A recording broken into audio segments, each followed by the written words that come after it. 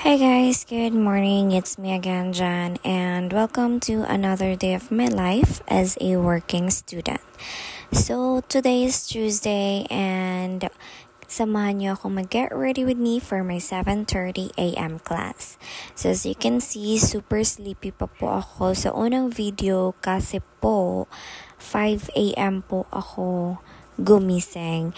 And so, ayun na nga, 5 a.m. ako gumising and I slept last night at 7 p.m. and then gumising po ako ng 12 a.m. para naman po asikasuhin yung boyfriend ko kasi po may shift na siya at 2 a.m. kanina. So, I need to wake up him at 12 a.m. para mag-prepare na maligo and all.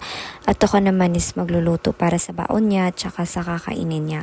Though minsan naman po is pag nagluluto yung daddy na, yung papa niya, sinasalihan na kami. So ayun na, nag-prepare na ako. Nakakatulog ako ulit like around 1:50 a.m. na or 1:45 kasi hinintay ko pa po siyang mag-update if nakarating ba siya ng safe sa office. So, yun lang. Tapos pinapabilinan ko siya na mag-ingat lagi sa pagbiyahe sa daan kasi po nagmumotor siya. So, enough with the short story time. So, as you can see on the second clip, so kita nyo naman sa pangalawang clip ng video, hindi pa ako totally nagfa-function, hindi pa ako totally gising. So, nilambing ko muna yung aso ko. But later on, when I realized na it's time to galaw-galaw na kasi tumatakbo yung oras, 7:30 a.m. yung klase ko at 3 rides po ako. Hindi po ako mahahatid, so kailangan kong gumalaw ng mabilis para hindi po ako malate. Kasi po yung teacher namin dito sa 7:30 a.m. class na to is pag na-late ka po, ipapakanta ka sa harap ng klase niya. And since exam week namin ngayon, midterm week to be exact, so sabi ng prof naman, pag na-late kami sa exam namin, which is today, is ipapakanta niya kami sa ibang section naman, hindi na sa klase namin. So, 'di ba? Nakakahiya lalo na pag hindi maganda yung boses mo. So, anyway, totally nagising na ako. So, nagligpit-ligpit na ako dyan. Niligpit ko na yung pinaghigaan namin. Especially yung nandyan sa sofa kasi po, hindi po ako komportableng gumalaw sa paligid pag sobrang daming nakakalat yung pagtingin mo sa paligid mo, ang daming sabit sa mata mo. Ako lang ba yung ganito or marami tayo? Pero usually sa mga babae, lalo na pag ayaw mo sa magulong higaan or magulong lugar na pinag-i-stayhan mo, talagang automatic lilinisan mo lahat kahit na tingin mo is short ka na sa time. Talagang basta maintindihan nyo ko pag pag ayaw nyo sa magulong paligid. So, yeah, medyo binilisan ko na yung kilos ko dyan kasi time is running out, diba? Tsaka, I think kung oras na yun is nasa mga 5:50 na and kailangan ko pang maligo, kailangan ko pang kumain. So, ayun. Tapos yung aso ko dyan, gusto pa niyang maglaro kami. Wala na nga akong oras, baby. Pasensya naman. Ayaw niya ipatanggal yung bedsheet, guys. Pinapabalik niya. Ganyan naman talaga siya every time na lilinis na ako or i-fold ko na yung mga pinaghigaan namin. Palagi niyang pinipigilan. Lalo na pag nilalagay ulit yan. Kasi nakaugalian na namin ng boyfriend ko na pag wala kami, pag pareho kaming wala sa bahay, yung hinihiga namin is nililigpit talaga namin. Kasi minsan, tong aso na to, yes, yung aso na yan na nakikita nyo sa video. Minsan, guys, napakatamad yung pumunta dun sa kusina, dun sa CR para umihi sa basahan. Minsan dyan siya umiihi sa namin, sa foam. So, ang hirap laban ng foam, guys. So, talagang nililigpit namin. Minsan naman is, yung kapatid ng boyfriend ko is dito lang sa bahay. So, pinapapunta siya sa kusina, dun sa basahan para dun siya magwiwi. Pero minsan hindi kasi busy rin yung kapatid ng jowa ko kasi nag-aaral din sila pag may pag may online class sila, hindi na nila naasikaso si Snoopy. So, pagkatapos ko pong magligpit, is kinuha ko lang po yung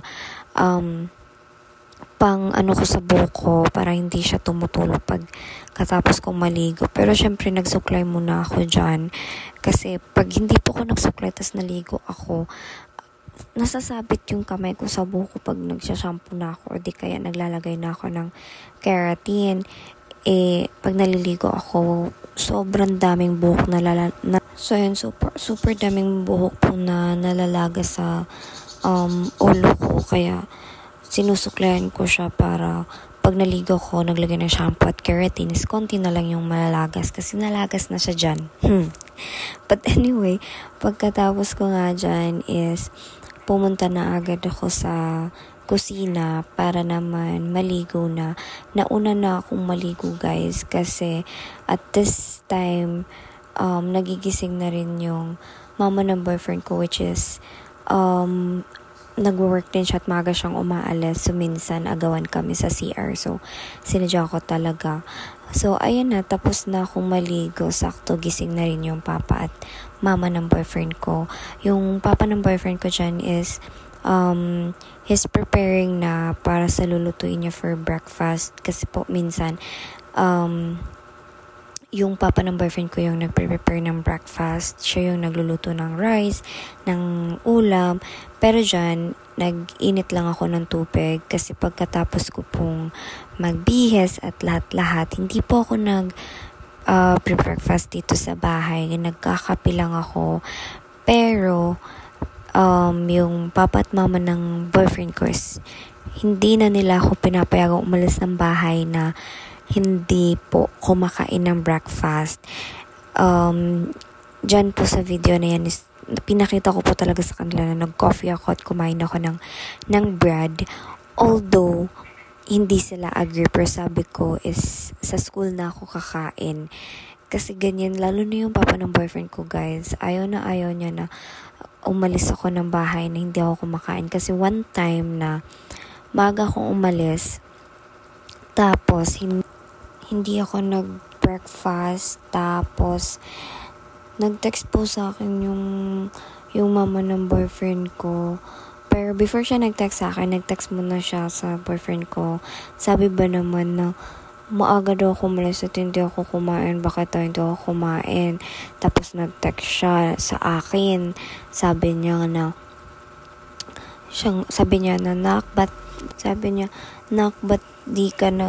bakit di ka kumain ng breakfast? Magugutom ka sa school. Ang agaga mo umalis. Ba't di mo kami ginising? Or yung tito mo, ba't di mo ginising? So, hindi na ako nakapag-reply kasi nga, wala akong pan-text noon. So, nung sinundo na ako ng boyfriend ko pagkatapos ng klase ko, sabi niya, nag-chat si mama sa akin, bakit daw di ka kumain, ang aga mo umalis, ganun. So, sabi ko sa boyfriend ko, i-chat mo, nag-text rin naman sa akin, hindi ako nakapag-reply kasi wala akong pan-text na load. Tsaka, nag-message naman ako sa messenger, di ko lang alam kung nakita. So, sabi ko sa boyfriend ko, i-chat mo na lang, sabihin mo na, kumain ako sa school pagkatapos nung klase ko. So, ayun, sobrang na-appreciate ko lang yung pag-care tsaka yung love na binibigay sa akin ng parents ng boyfriend ko. Like, they are treating me like their own child na talaga. So, yeah, I'm just so happy na nakatagpo ako ng kanya na magulang ng boyfriend na mahal talaga nila ako as their own child. But anyway, pagkatapos ko dyan is nag-skincare muna ako. Nilagyan ko muna ng toner tsaka cream yung mukha ko. Hindi muna ako nag-sunscreen kasi magtutoothbrush pa ako .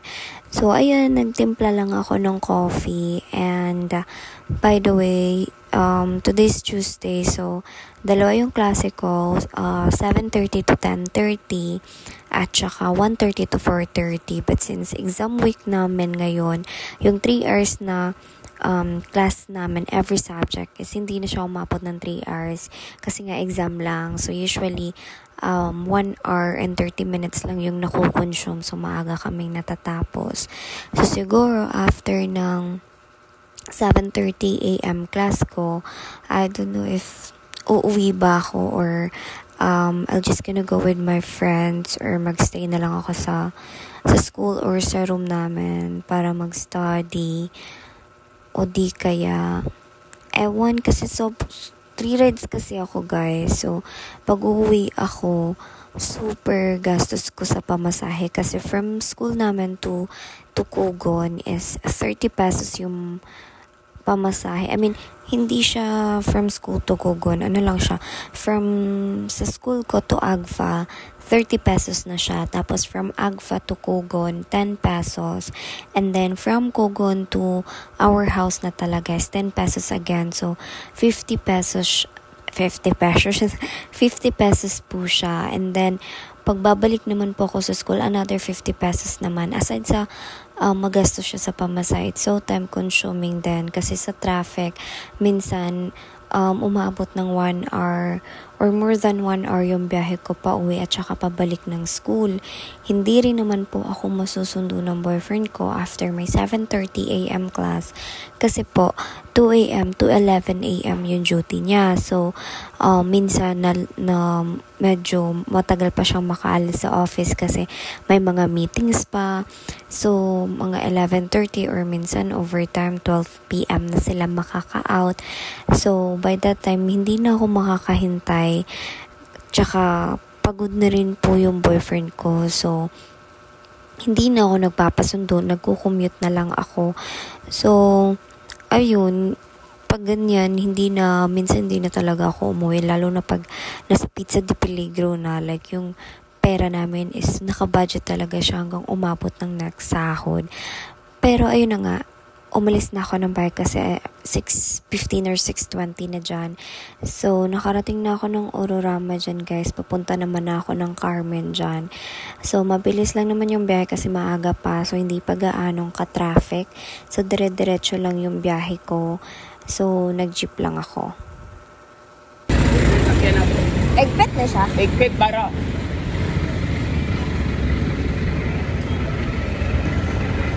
Hey!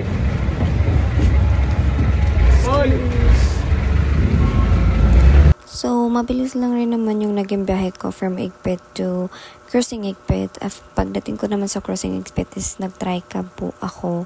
Ibang expenses naman po pag nanggaling ako sa bahay papuntang school. Yung shinare kong expenses kanina is from school to pa-uwing bahay.